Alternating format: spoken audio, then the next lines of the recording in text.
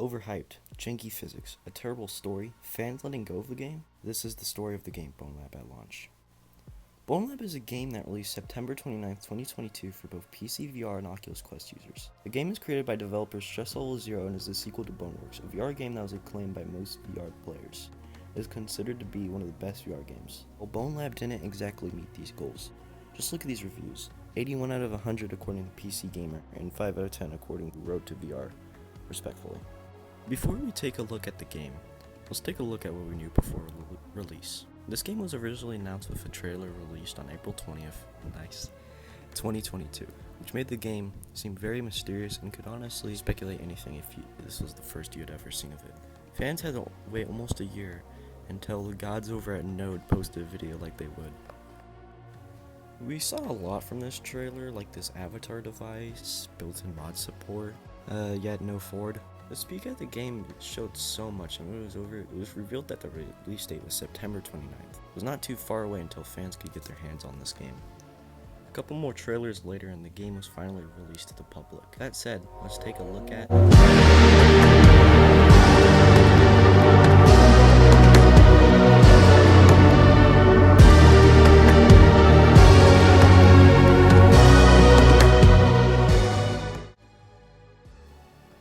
Now, this video is split up into 6 sections: story, game modes, music, gameplay / level design, immersion / physics, and mods. Alright, first, let's take a look at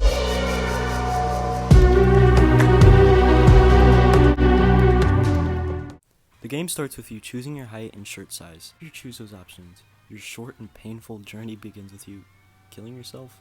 Okay, well, actually, we were being executed for something we did.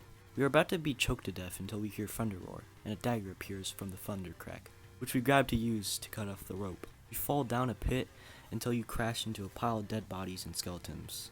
You seem to be in a dungeon of some sorts, with skeletons and medieval type weapons. We go through this environment until we go through a door, a more modern, almost dull looking place. We fight some pretty standard enemies for the Boneworks universe like nullbodies and crablets. When I was playing, I soon walked into a radio where the voice that gave us the dagger is. He's talking about some army or something, but I don't care. In this video, I'm not going to go in depth with all of the levels because most of them don't contribute to the story. So I'm only going to be talking about the ones that are important in this section. After that, in some parts of the level, you find an elevator, which you soon go into. After clicking the buttons, the elevator goes crazy, where you soon crash into the Bonelab. So in order to progress for the story, you have to play through one of each game modes. Well, technically, one of these is not a game mode, and it's a mod menu. But we learned that we can use a crane to grab an orb that opens after you use one of these. The orb on top of the mod menu is already open, so we can use that. We can grab it and bring it to our power source. After we play all the game modes, we can bring them to their corresponding spots where we unlock the quarantine door. You go into it with this building and you have to do this little puzzle. There's a lot more to explore in this place, but I'm just focusing on the important parts. And then you jump in. Honestly, the most frustrating part about this game are the puzzles, because they aren't easy and they aren't fun. The puzzles are just boring and really hard to finish. After going through some boring levels, you find yourself with Jimmy, the guy that was on the radio this whole time. He gives you a body lock device used to switch avatars in seconds. But first, you need to earn avatars. You go for 6 levels to earn the avatars strong, fast, heavy, small, light, and tall. Because this game is physics-based, these avatars have different attributes that apply to weight, shape, arms, legs, and their overall body. Use these avatars to go through some more levels and complete puzzles, and then you find yourself back where it all began, the medievalish town, where you execute those who wronged you. Jesus Christ. You just beat them up, I guess.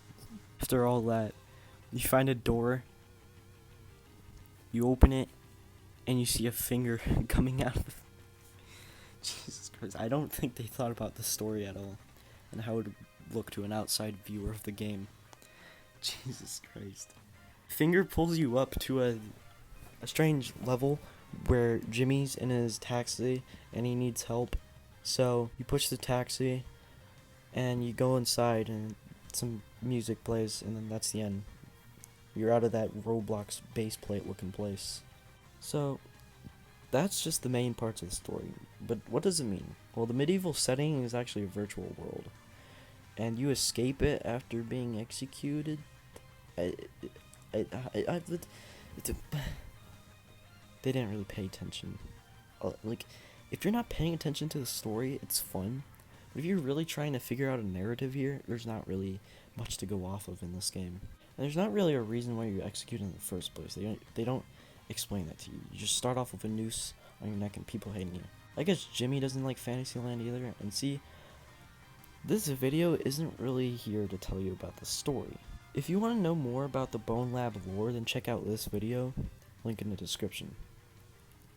But the problem with the game's story is that it doesn't tell you enough. I think they expect you to play this with the knowledge of Boneworks. But since a majority of this game's players haven't played Boneworks since it was exclusive to PC VR, the development team didn't really think about the player's knowledge of the story beforehand. And the story may be like this due to rushing the game and overall development problems. That's just what I think. Alright, since we're done with that, let's move on to...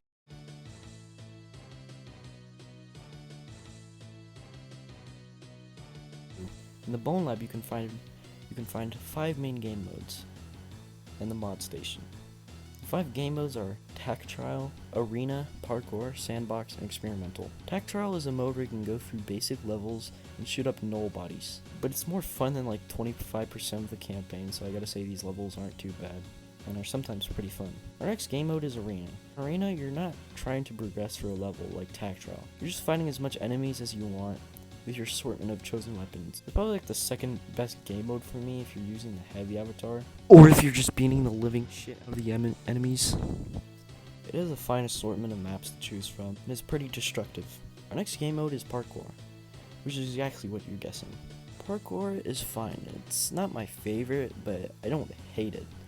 Just my least fun part about this game. It's probably because the jumping in this game just feels so floaty and off, and grabbing onto structures was always my least favorite part.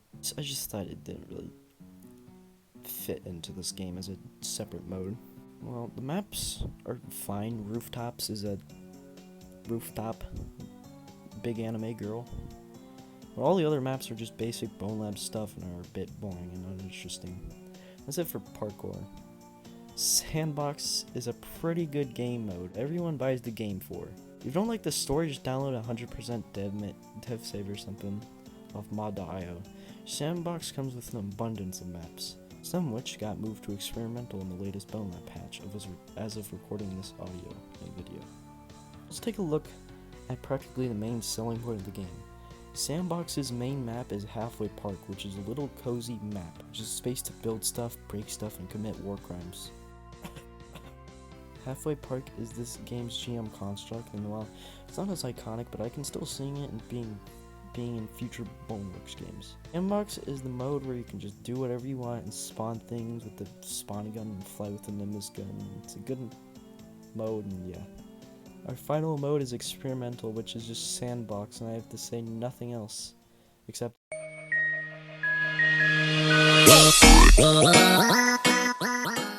The music of this game is pretty good at conveying emotion, and it fits the vibe of the game.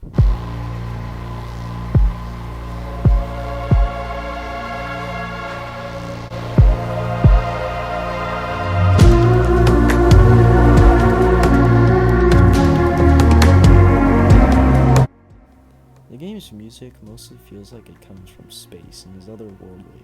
Some of my favorite tracks are Lava Gang, Vulture, Body Mall, On the Moon, Fight the Wind, Bone Step, and Funky Park. I'm sorry if I butcher this, but I recommend you check out Michael Wickoff's YouTube channel, the composer for the game. While writing the script, I was banging my head to Funky Park. The music does a pretty good job of filling in that mysterious feel of the other game, Boneworks, and pretty good to listen to. Let's take a look at...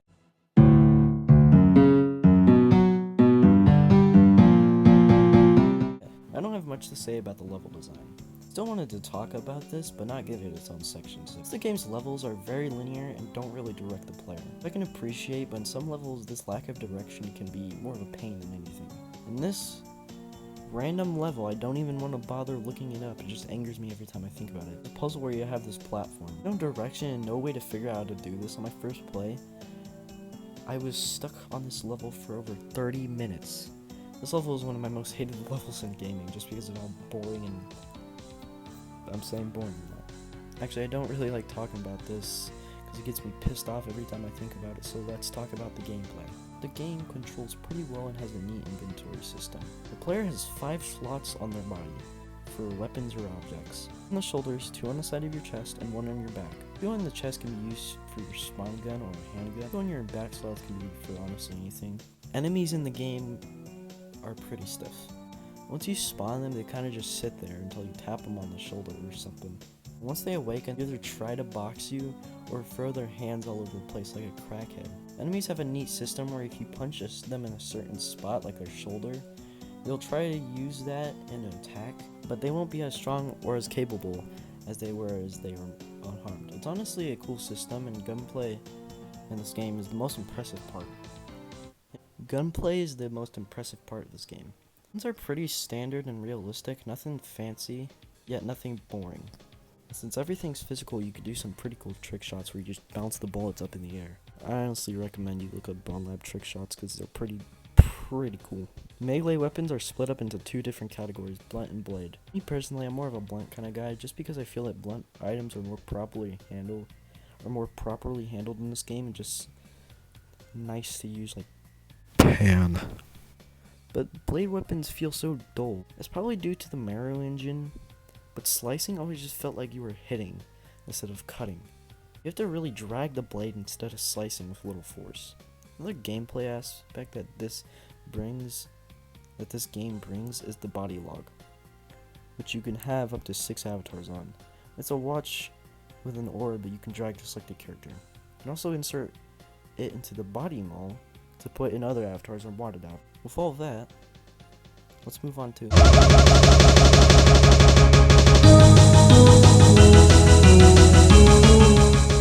I didn't really feel all too immersed in this game's world because at some points the game's physics system can get in the way of progressing through levels. A very common complaint I see with the game's players is colliding with walls and holding objects like guns, or just randomly going for the floor. I didn't click the V key, game. Probably the most laughable part of the game is story segments because the story is really short. But that's where you'll experience most of the problems with the game, and its physics. Throwing a knife in Blade and Sorcery is smooth and swift. Throwing a knife in Bonelab is chunky and painful. And bullets are probably the best part of the game, and the scenery is better than most games in the quest market. There's one thing that I can appreciate from this game is the immersion. I know I said this wasn't the most immersive game out there, but this game feels like you're really shooting guns and you're smashing enemies to the ground. To the ground, okay? That's what I meant. Physics are what make the game immersive. Even though the physics are a hit and miss at most points, this game can either be realistic or laughably mind-boggling. This game's most innovative feature was being talked about most is the physics, probably because of the jiggle. This game was looking to be VR's most realistic shooter. Well, we all know how that turned out. That's it for immersion physics, so next is